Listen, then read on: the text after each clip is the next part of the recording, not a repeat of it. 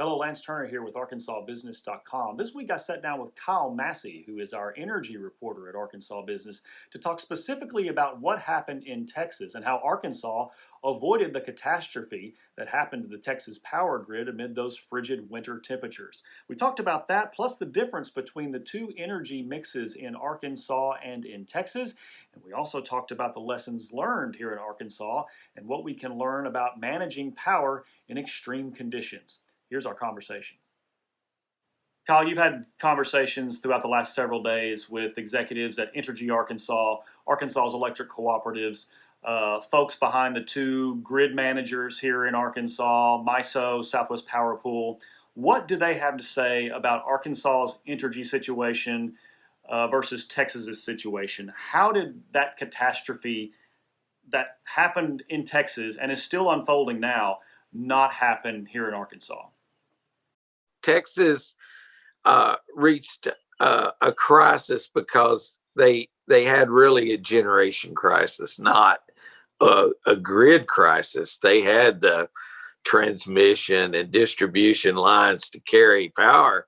They just weren't creating enough power to meet the demand within their own closed system. Basically, since the members of MISO and SPP can draw from power generation throughout big swaths of the American Midwest, 15 to 20 states in each case. These power transmission grid operators had more options to draw on than Texas did. And since Texas can get power from these other RTOs, but the RTOs had their hands full keeping their own grids working and had very little power to spare to Texas. So what were supposed to be some of the advantages of Texas's system versus Arkansas' system, and how does Arkansas differ from that? Well, Texas generally saw benefits in deregulation, efficiencies of cost and grid capabilities that may have faced, scrutiny under a federal oversight.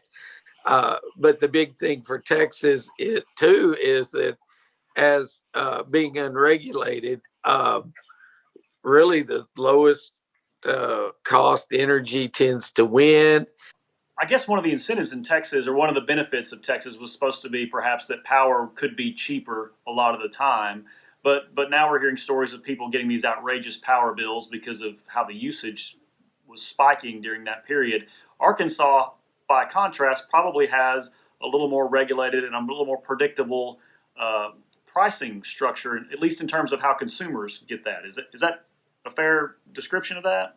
Yeah, in Arkansas, all of these tariffs and rates have to go, before the Arkansas Public Service Commission. And, that body has tended to take a very, judicious approach to rate making and is a very serious process. Now, rate making in Texas, they also have a Public Utilities Commission in Texas, which actually oversees ERCOT. The thing that we're reading about with an outfit called Gritty in particular, that company basically sold residential and business customers, an electric plan that offered them wholesale rates for electricity. Well, this is good for your bill generally when things are working well and there's plenty of power to go around. You get the wholesale rate as opposed to the utility rate, so you come out ahead. However, the risk to that is, of course, this crazy situation in which the market spiral, and now you're paying a wholesale rate that you would have never paid through, a utility like Entergy Arkansas or a municipal utility. They just would, they just couldn't apply this sort of wild pricing. There were some rolling blackouts here in Arkansas amid all of this last week, but are there lessons that Arkansas's energy providers and grid managers here need to learn? Were there things that went wrong, even though things went relatively well? Well, I think that they're going to have to sort of assess their resource planning. Entergy is in MISO, and Kurt Castleberry, who's their resource and markets manager, told me that he thought they had fared pretty well. Yes, there were some rolling blackouts, usually almost all of them less than 90 minutes in duration. I think that one of the lessons is coordination and planning. That's what Castleberry said they're very big on. And also there needs to be uh, always a constant sort of vigilance over what your fuel mix is. The good Rob Rodell, who is the spokesman for the cooperatives, told me that one good thing about Arkansas is it gets cold here and we're ready for it in a way that maybe folks in Corpus Christi or Houston aren't. And also our generation units are in some cold weather places, North Arkansas, in other words, our generation is right here, where we need it. And it's generally better insulated, the actual physical generators, than some of the places in Texas, which apparently don't even have walls. This makes it efficient, in the summer when the usual peak is, because they don't overheat. But in the winter, they can freeze up. We're talking about not just natural gas facilities, but even coal facilities went down. A nuclear reactor was frozen briefly in Texas. So these are all issues that have to be looked at. What can you rely on, when you're not going to get wind energy? What can you rely on when the sun's not out? Well, there are a lot of answers, but these last week's events show that there are certain extreme situations where apparently we're not prepared for this, at least not everywhere. Obviously, there was this idea early on, quickly debunked, that wind was kind of the culprit for these big blackouts in Texas. But there is an argument that I do think is probably worth looking at, and that's just the idea of wind and other renewables in the power mix, and what that right balance should be. What is that argument, and what are people saying about that?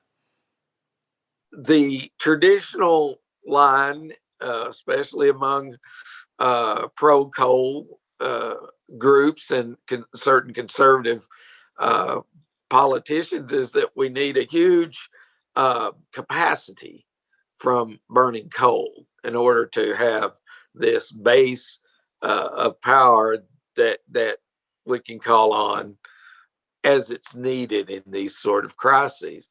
Well, obviously, the political bandwagon would be to jump on this and say, well, if Texas wasn't relying so heavily on wind most of the time, that wind just let them down.